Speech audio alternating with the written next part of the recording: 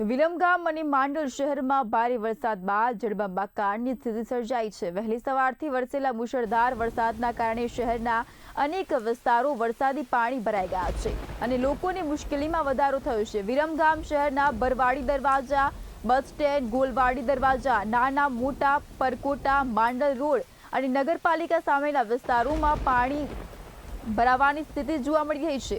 મુખ્ય માર્ગો પર ઢીચણસમાં પાણી ભરાતા વાહન ચાલકોને ભારે હાલાકીનો સામનો કરવો પડી રહ્યો છે। ભારે વરસાદના કારણે નીચાણવાળા વિસ્તારોમાં પાણી ઘૂસી ગયા છે। કેટલાક વિસ્તારોમાં રહેણાંક મકાનો અને દુકાનોમાં વરસાદી પાણી ભરાતા લોકોને મુશ્કેલીનો સામનો કરવો પડી રહ્યો છે। રોજિંદા કામકાજ માટે બહાર નીકળેલા લોકો અને વેપારીઓ પણ પરેશાન જોવા મળી રહ્યા છે। વરસાદી પાણી ભરાતા અનેક રસ્તાઓ પર વાહન વ્યવહાર ધીમી ગતિએ ચાલી રહ્યો છે।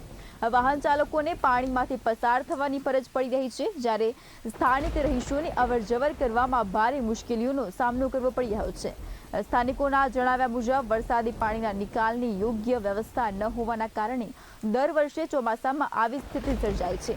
ભારે વરસાદ પડતા જ શહેરના અનેક વિસ્તારોમાં પાણીમાં ભરાઈ જાય છે અને લોકો મુશ્કેલીમાં મુકાય છે। હાલ વરસાદી પરિસ્થિતિને ધ્યાનમાં રાખીને તંત્ર દ્વારા પાણીના નિકાલ માટે કામગીરી હાથ ધરવામાં આવી છે, પરંતુ સતત વરસાદના કારણે કેટલાક વિસ્તારોમાં હજુ પણ પાણી ભરાયેલું છે।